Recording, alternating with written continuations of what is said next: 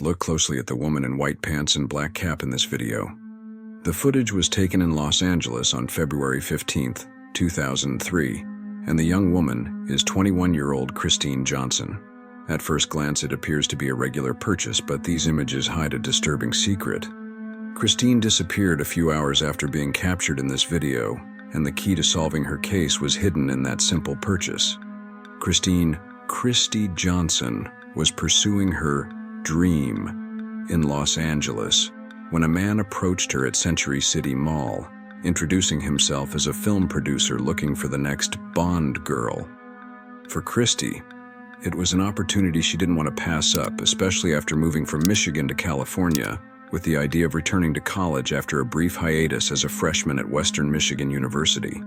The man, whom she met on February 15, 2003, promised her an audition, and they agreed to meet at a Hollywood Hills home to pursue the opportunity. But what she didn't know was that her dreams would disappear without a trace. "Please come home safe and sound. I can't find peace without you," her heartbroken father pleaded. Detectives analyzed Kristi's phone records and discovered that she had made a call to a tip line from Laurel Canyon in the Hollywood Hills. A witness claimed to have seen a woman matching her description, asking for directions to a house on the hill. However, no further clues to her whereabouts were found at that time. Investigators later spoke with her roommate, who confirmed that Kristi had mentioned going to an audition, although she could not recall the exact location. Detectives uncovered eerily similar accounts from other women who revealed the existence of a predator who had been stalking women in Hollywood for more than a decade. This man was convinced that no one would dare testify against him. That's why it was critical to find him as soon as possible. We were dealing with a dangerous offender who had to be stopped before he struck again. On Saturday, February 15th, 2003, Kristi Johnson was on the phone with her mother, Terry. 2 days later, on February 17th, Terry began to worry that he had not heard from his daughter, with whom he used to talk daily. Seeing that her daughter was not answering her phone, Terry contacted her work and discovered that she had not shown up, which was very unusual for her. Alarmed, her parents feared that something serious had happened to her and decided to contact the police to report her missing. Concerned for her safety, the family immediately traveled to Los Angeles. Upon arrival, Terry placed a large poster of Kristi's photo in the doorway of their apartment, unable to comprehend what was happening. The police, in response, informed the media and set up a hotline to receive tips. Kristi's disappearance quickly spread through the news, intensifying the search.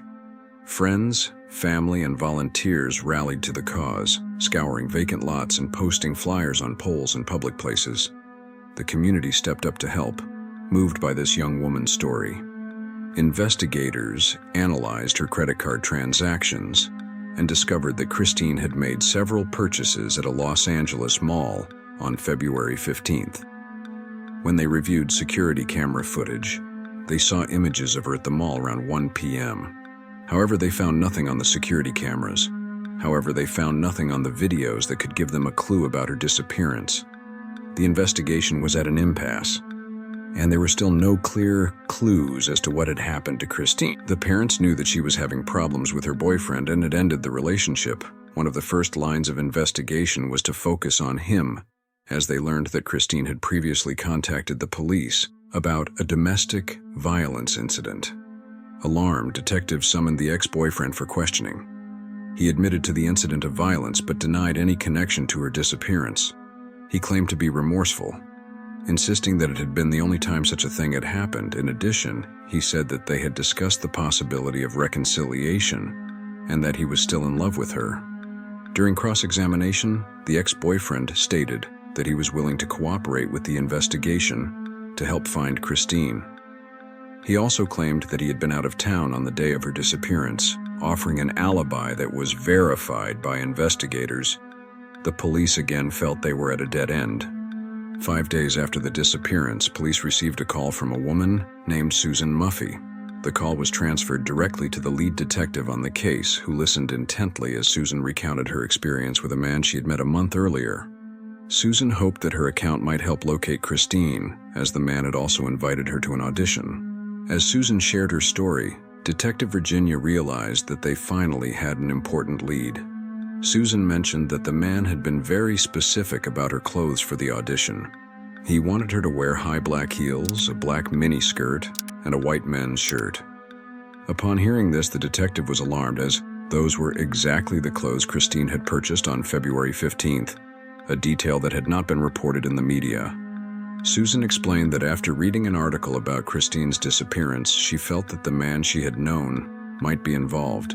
"My heart dropped at the thought that it could be the same person," she confessed. The cops asked Susan to describe the man in as much detail as possible. With her help, a composite sketch was created, which was broadcast nationally on television.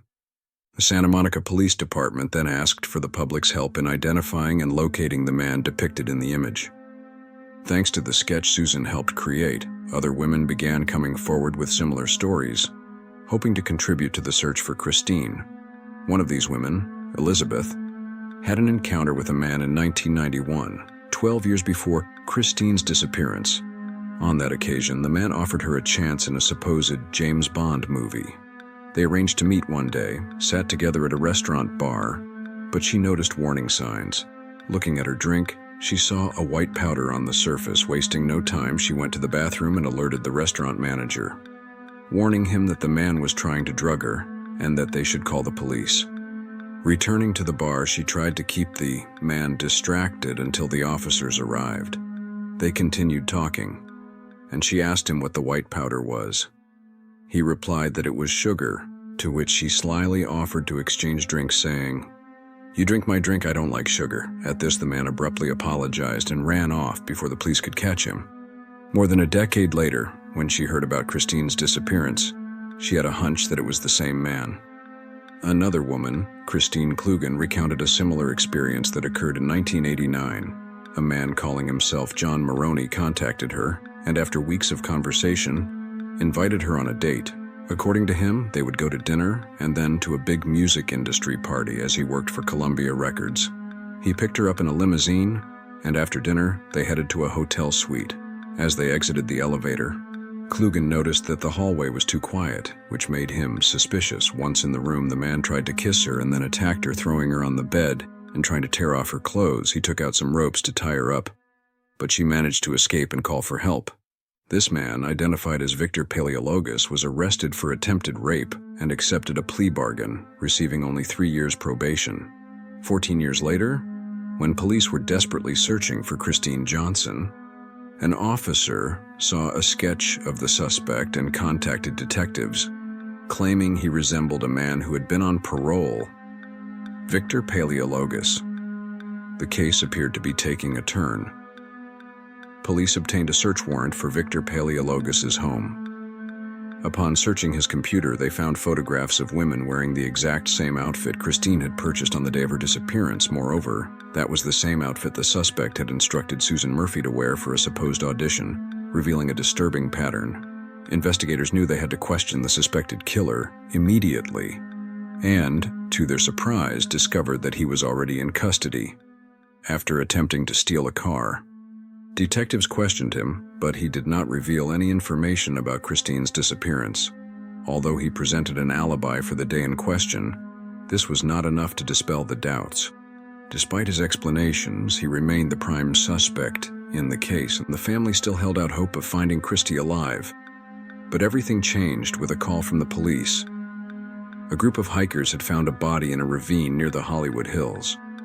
When officers arrived on the scene, they found the body of a young woman. Unfortunately, it was confirmed to be Christine. After weeks of searching, everyone's worst fears were realized. And yet, the case remained unsolved. There was no forensic evidence, no fibers, hairs, or direct witnesses were found. Despite the discovery, they were no closer to identifying the perpetrator. The investigation remained at a standstill, with no concrete evidence, but miraculously, they managed to obtain several reports against him and identifications in identification parades, and the police were able to charge the suspect with Christie's murder. However, with no DNA evidence, prosecutors had to build a case based solely on circumstantial evidence. The trial began on July 13, 2006, revealing the serial predator's dark history. Testimony from his previous victims became key pieces in the attempt to finally bring him to justice. The case tragically culminated in the murder of a young woman full of life and future. The women who testified recognized the similarities to their own stories and had the courage not to remain silent, helping to stop a predator who harassed young women in Hollywood for more than a decade. Finally, on September 15, 2006, Victor Paleologos was sentenced to a minimum of 25 years to life in prison for Kristi's murder. Thanks to the courage of these women, Kristi's family found justice and continue to honor their daughter every day. If you think justice has been done, don't forget to like us and turn on the little bell so you don't miss any other case. See you next time.